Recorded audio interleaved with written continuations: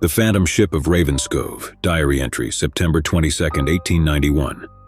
Dear Diary, today I find myself in the coastal village of Ravenscove, where a chilling legend has gripped the hearts of the locals. A phantom ship that emerges from the fog-shrouded sea. Last night, as I stood upon the rugged cliffs, I witnessed the ghostly vessel firsthand. It materialized from the mist, its tattered sails billowing in the ethereal breeze. The crew, skeletal and draped in seaweed, toiled ceaselessly, their hollow eyes fixed upon some unseen task. The ship's name, etched into the rotting wood, struck fear into the hearts of those who gazed upon it. The Spectre's Revenge. It sailed past with an eerie silence, and I could not suppress a shudder. The villagers believe the ship is cursed, doomed to haunt these waters for eternity, and they dare not speak its name. It is said that any who do so are doomed to join the phantom crew in their spectral toil. My curiosity led me to delve into the history of Ravenscove, unearthing the dark tale of the Spectre's Revenge. The ship had once belonged to Captain William Blackwood, a feared pirate who plundered these very shores in the late 1700s. It was said that Blackwood's lust for treasure knew no bounds, and he would stop at nothing to amass his ill-gotten riches. Legend has it that he made a sinister pact with a malevolent sea spirit, binding his own soul to the cursed ship in exchange for untold wealth. As the years passed, Blackwood's greed only grew, and the Spectre's Revenge became a vessel of terror, leaving destruction in its wake. Villagers lived in fear of the pirate captain's return, and many whispered that he had become a wraith forever condemned to roam the seas. Determined to uncover the truth, I embarked on a perilous journey to the underwater cave rumored to be the resting place of Blackwood's ill-gotten treasures and the source of the curse. Armed with a diving suit and lantern, I descended into the depths. Within the cave's eerie confines, I found a treasure chest encrusted with barnacles and seaweed. As I pried it open, a sense of foreboding washed over me. Inside, I discovered not gold or jewels, but a tattered journal, the diary of Captain William Blackwood himself. The diary recounted Blackwood's descent into madness as the curse took hold. He wrote of the ceaseless torment inflicted upon him and his crew, of voices in the night that whispered of their impending doom. The sea spirit he had bargained with demanded not only their lives but their souls. With trembling hands, I returned to the surface, diary in hand. It was then that I realized the key to breaking the curse lay not in hoarding treasure, but in releasing the tormented spirits. Under the light of the full moon, I conducted a solemn ritual, beseeching the sea spirit to release Captain Blackwood and his crew from their cursed existence. The waters churned and frothed, and for a moment it seemed as though the very sea itself responded to my plea. As the last words of the incantation left my lips, a spectral ship materialized before my eyes, but this time it bore no air of malevolence. Captain Blackwood and his crew stood upon the deck, their forms fading into the night with expressions of gratitude.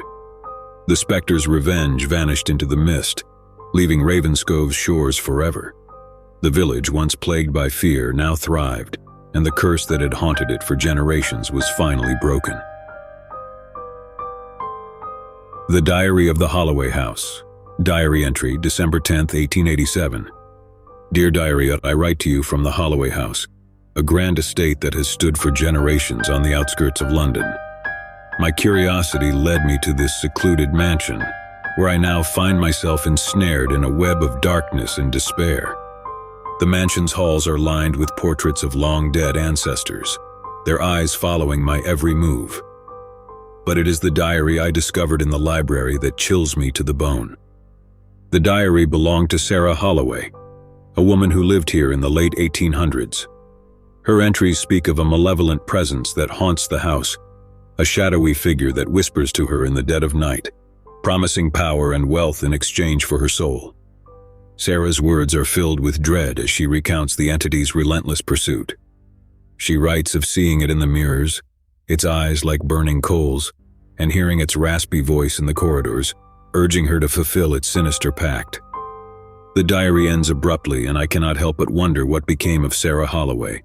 Is her spirit among the countless others that are said to linger in the Holloway house, forever tormented by the malevolent presence that dwells within? I fear that I may soon uncover the answers, for the whispers in the dark have grown louder, and I feel a presence closing in around me. I pray that I may escape the fate that befell Sarah Holloway. As I delved deeper into the Holloway house's history, I discovered that the mansion had been built upon an ancient burial ground, a fact that may explain the malevolent force that dwells here. The restless spirits of those interred beneath the house may be seeking retribution for the desecration of their final resting place. I consulted a local medium, Mrs. Eleanor Thornton, to help me communicate with the spirits. In a dimly lit room, she conducted a séance, calling upon the souls that lingered in the Holloway house. At first, there was only silence, but then, a series of eerie knocks echoed through the room. Mrs. Thornton, her eyes closed in concentration, began to speak in a voice not her own, a voice filled with anguish and longing.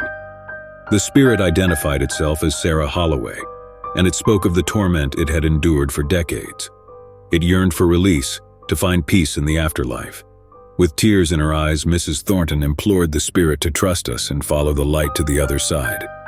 As the séance concluded, a sense of serenity settled over the room, and the oppressive atmosphere that had plagued the Holloway house lifted.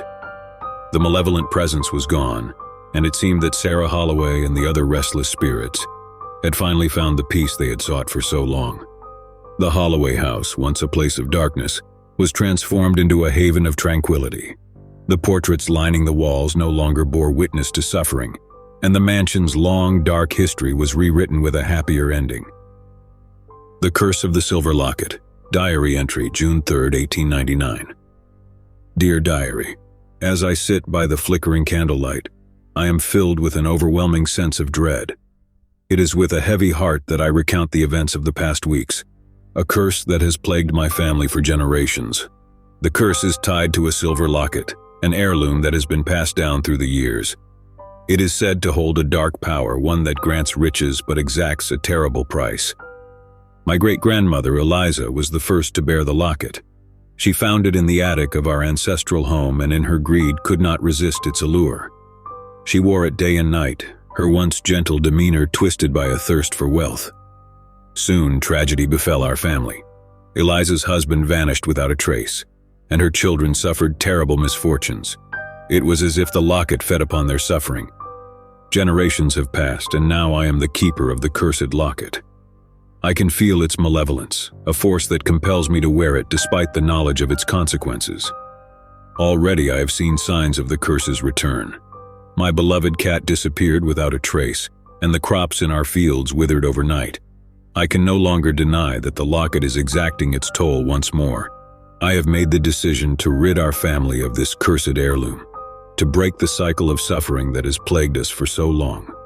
Tomorrow I shall seek out a way to rid myself of the locket's sinister influence, even if it means facing the darkest of horrors.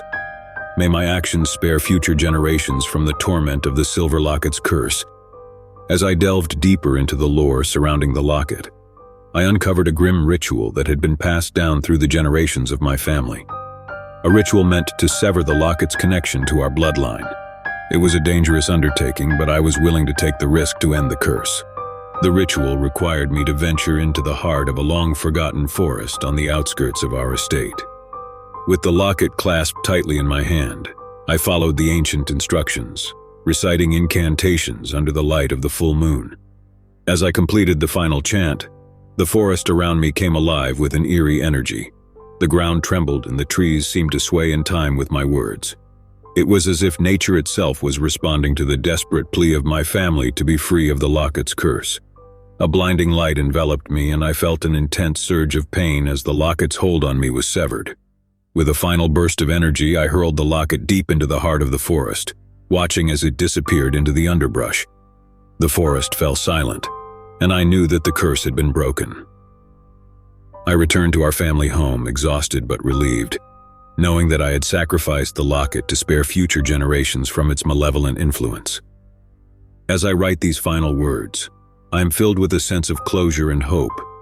The curse of the silver locket has been vanquished, and I can only pray that my actions will bring peace and prosperity to my family for generations to come.